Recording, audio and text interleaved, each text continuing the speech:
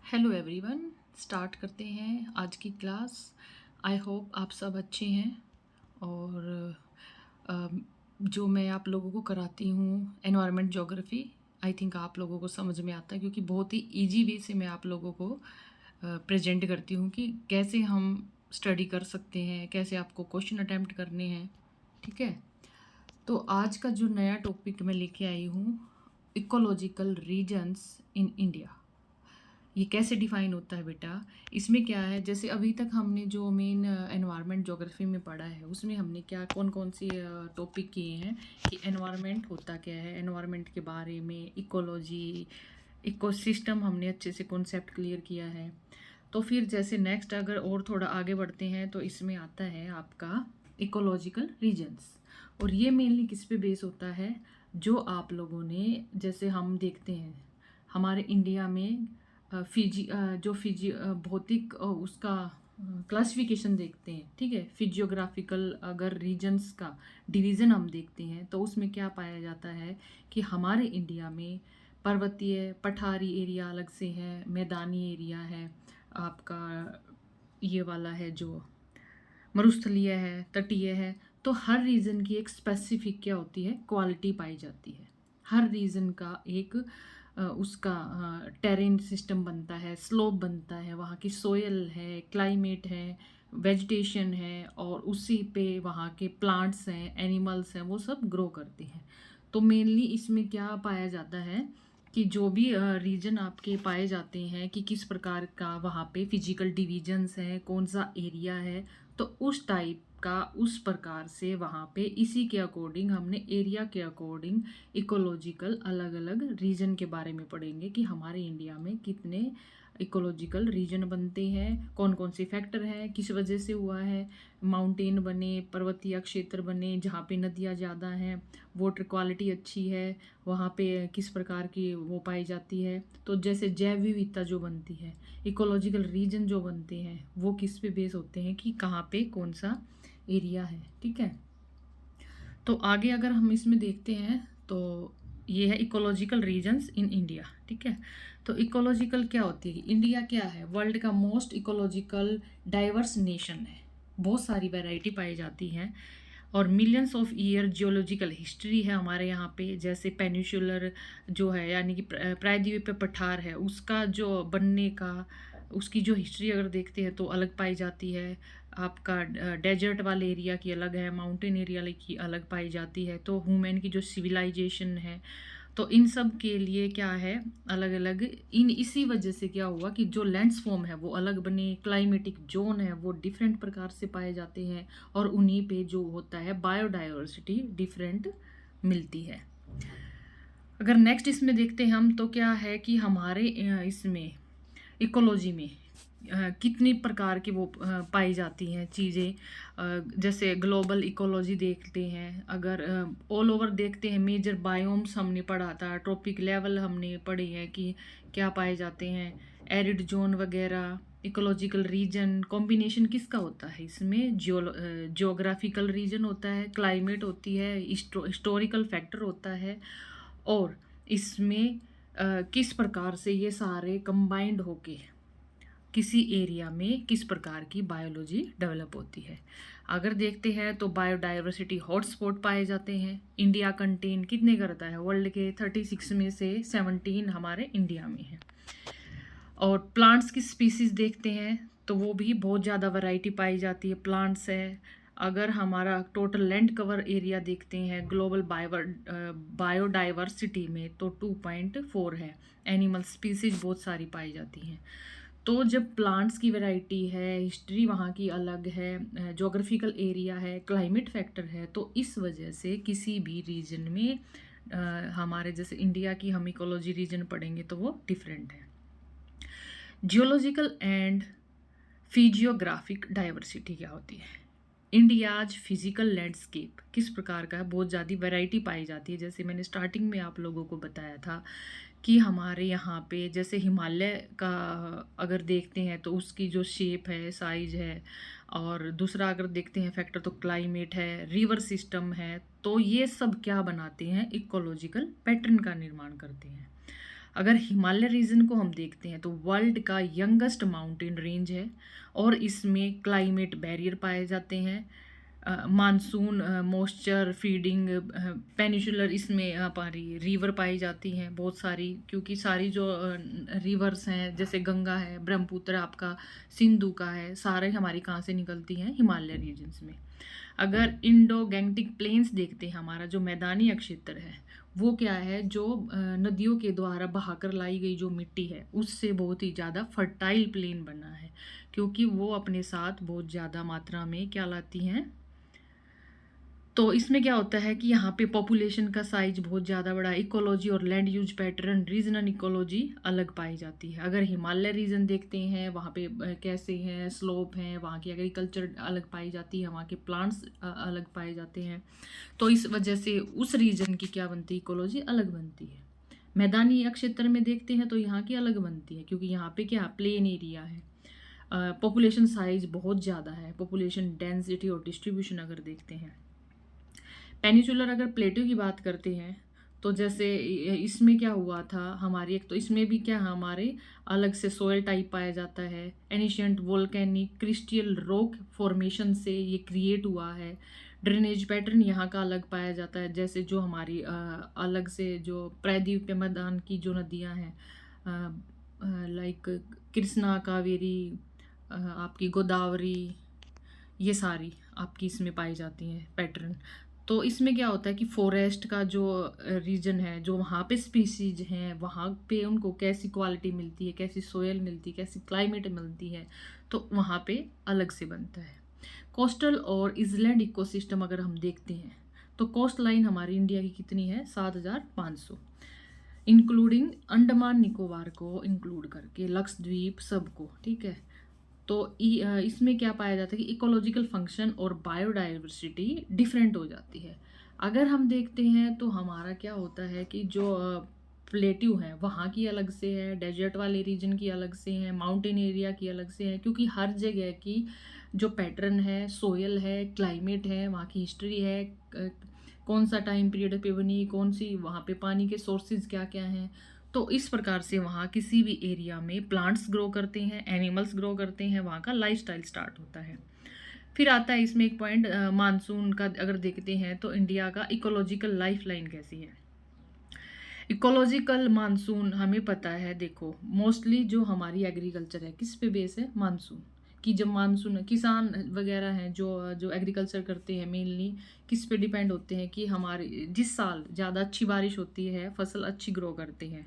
तो रेनफॉल एक बहुत बड़ा पैटर्न है किसी भी एग्रीकल्चर को, बायोमास को, जो हमारा ग्राउंड वाटर होता है उसको रिचार्ज करने में मानसून बहुत ही ज़्यादा योगदान देती है। मानसून जब आती है तो हम देखते हैं हर जगह सब कुछ हरा भरा हो जाता है, हरियाली छा जाती है, वेटलैंड फिल हो जाते हैं, रिवर ज़्यादा फ्लो करती हैं, फॉरेस्ट एरिया ज़्यादा ग्रो करते हैं, न्यू न्यू स्पीशीज ग्रोथ करती हैं, वाइल्ड लाइफ जो है वो ज़्यादा स्ट्रॉन्ग हो जाती है। तो इससे क्या बनता है, इस वजह से क्लाइमेट चेंज और ये सब वन ऑफ द इसका क्या है, ग्रेटेस्ट इकोलॉजिकल थ्रेट होता है इंडिया में। इकोलॉजिकल बायोग्राफिक जोन्स कैसे बनते हैं, wild life institute of India classified India into 10 bio geographic zone each with ecological characteristics को डिफाइन करते हैं, हर एक जितने भी ये हैं, ठीक है। इन सब में स्पीसीज जो पाई जाती हैं, कंजर्वेशन इनका किया जाता है, प्लानिंग, इकोलॉजिकल रिसर्च, अगर सारी चीज़ें देखी जाएं तो क्या बताया, इंडियाज़ जो वाइल्ड लाइफ इंस्टीट्यूट है उसने 10 बायोग्राफिकल यानी कि जो बायोडाइवर्सिटी वो डिफाइन की इंडिया में। जैसे सबसे पहले अगर देखते हैं तो trans Himalaya, cold, desert, high altitude. तो यहाँ पे क्या होता है, जीवन सर्वाइव करना प्लांट्स के लिए भी, और पौध जब प्लांट्स नहीं होंगे तो वहाँ पे जीव जंतु भी बहुत कम पाए जाते हैं। सर्वाइव करना टफ वाले जो है यहाँ पे क्लाइमेट कंडीशन कैसी है, टफ है। फिर दूसरा है हिमालयाज जो रीजन है, इसमें टेम्परेट फॉरेस्ट हैं, ठीक है। तो यहाँ पे जहाँ पे वनस्पति, पेड़ पौधे, क्लाइमेट कंडीशन ऐसी पाई जाती हैं तो वहाँ पे प्लांट्स भी ग्रो करते हैं, वहाँ पे स्पीसीज बहुत ज़्यादा हो जाती हैं, चाहे वो आपकी प्लांट्स में देखें या हम आपके उसमें एनिमल्स में देखें। फिर तीसरा जो जोन बनता है वो बनता है डेजर्ट वाला एरिया। इसमें एरिड और सेमी एरिड जोन है। और कौन से रीजन आते हैं इसमें? आते हैं आपके राजस्थान और गुजरात। वहाँ का कल्चर भी डिफरेंट है, वहाँ का एरिया अलग है, ठीक है। वहाँ का जो मिट्टी है वो ज़्यादा उपजाऊ नहीं है, बारिश बहुत ज़्यादा कम होती है, तो वहाँ की जो बनती है इकोलॉजी वो अलग पाई जाती है। सेमी एरिड जोन है, जैसे अगर फॉरेस्ट एरिया देखते हैं तो फॉरेस्ट एरिया में भी कंपटीशन होता है कि जो पेड़ पौधे बड़े हो जाते हैं वो मतलब धूप लेने की उसमें, ठीक है, वो उससे ऊपर बढ़ता है, उसकी इनकी हाइट क्या है बहुत ज़्यादा ऊपर चली जाती है। फिर नेक्स्ट बनता है वेस्टर्न घाट का। ट्रॉपिकल एवरग्रीन फॉरेस्ट होते हैं, ठीक है। वेस्टर्न घाट में हमारे क्या है, ट्रॉपिकल एवरग्रीन वो पाए जाते हैं। तो यहाँ पे बहुत ज़्यादा वैरायटी पाई जाती है, क्योंकि जो हमारे सदाबहार बोलते हैं, पूरा साल यहाँ पे क्या होती है, इन एरिया में बारिश होती है, तो यहाँ पे पेड़ पौधे बहुत अच्छे से ग्रो करते हैं। अगर दक्कन पेनिनसुलर का देखते हैं तो यहाँ पे ड्राई भी पाई जाती है, मोस्ट भी है। तो प्लेट्यू का एक जीवन, एक सर्कल, एक साइकिल थोड़ा डिफरेंट पाया जाता है। अगर गैंगटिक प्लेन देखते हैं, यहाँ पे ग्रासलैंड एरिया पाए जाते हैं, वेटलैंड एरिया बनते हैं, एलुवियल होती है, जो आपकी जलोढ़ मिट्टी होती है, बहुत ज़्यादा उपजाऊ होती है। तो इसमें क्या होता है, एग्रीकल्चर बहुत अच्छा पाया जाता है। नॉर्थ ईस्ट इंडिया का अगर हम देखते हैं, रेन फॉरेस्ट का हाई बायोडाइवर्सिटी इस रीजन में पाई जाती है। जैसे हम पहले पढ़ते थे कि पहले होता था चेरापूंजी में बहुत ज़्यादा बारिश होती थी, ठीक है। तो उसका वो भी वो वाला जो रीजन है अब कौन सा है, कोई बता सकता है कमेंट सेशन में मेरे को बताना कि पहले चेरापूंजी में बहुत ज़्यादा भारत वर्ल्ड की सबसे ज़्यादा बारिश होती थी, आज के टाइम पे वो कहाँ पे होती है।